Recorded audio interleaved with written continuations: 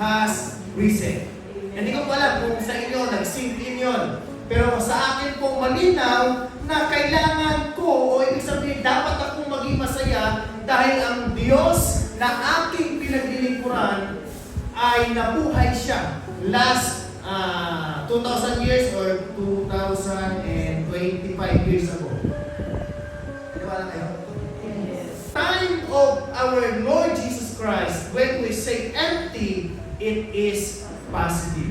Yes. Amen. Ito lang po yung nawala. Ito lang isang bagay na empty o wala na, pero may positibong resulta. May positibong dulot sa bawat isa sa atin.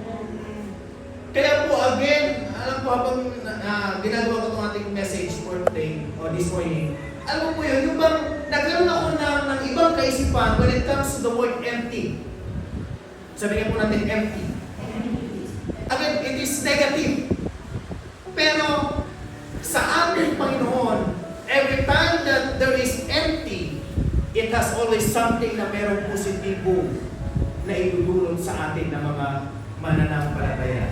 In 1 Corinthians chapter 15, nandiyan po, nakita naman, in verse 55 to 57, sabi nito ni Apostol Pablo sa niya, kamatayan na saan ang iyong tagumpay? Bakit nasasabi ng Apostol Pablo ganito? Because God has overcome, or Jesus Christ overcome the death. Because when we say Holy Week, lalo na sa kapanahunan natin ngayon, it is, kumbaga yung ating isip agad ay, long weekend. Tama? Pag sinabing Holy Week, holiday. So wala na yung kaisipan na, this is the time na ang ating tagapagligtas ay nabuhay noong nakaraang mga panahon.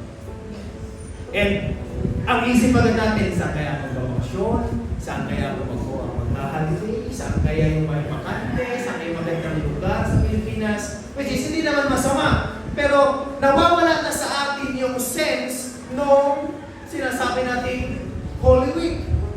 Tinawag pa natin Holy Week, which is ang ating plano naman ay wala o hindi tayo magpakapanalo.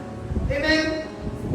So nakakalungkot. But we should always remember that because of this Holy Week, meron tayong nakamtan na kaligtasan.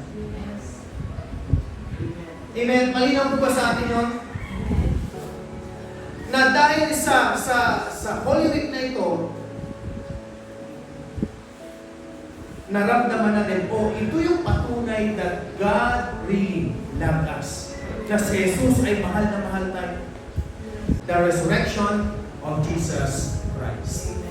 Ito po yung panahon, during those time, yung mga panahon ni Kristo, so let's say, araw na ito, yung panahon na yun, ito po yung gumimbal sa buong mundo, sa kanilang kapanahunan. Bakit? Dahil ang taong namatay ay muli nabuhay. Tama? At ito yung pinaka-controversial na kamatayan sa buong history ng ating mundo. Sino po ang inyong maalalang namatay at nabuhay? Meron ba? Kaya kahit anong preserve ng mga Egyptian ng kanilang mga mummies o ng kanilang mga namatay, kailanman hindi sila nabuhay. It is only Jesus ang nabuhay dahil ito ay dahil sa kanyang pagmamahal sa akin at sa iyo. So, again, it is the most pivotal event. Ibig sabihin, kumbaga, again, nag-gimbal o gumimbal sa buong mundo dahil ang akala nila na tao lang ay muling nabuhay. Amen? So, ngayon, ano nga po ba ang kahalagahan ng empty tomb para sa atin ng mga Kristiyano? Basta na po mapapala ko doon. Kung nabuhay ba siya, hindi nabuhay. Salamat. Naisip na po ba natin? Ano bang kinalaman mo? Ano bang epekto sa akin nung empty tomb na yun?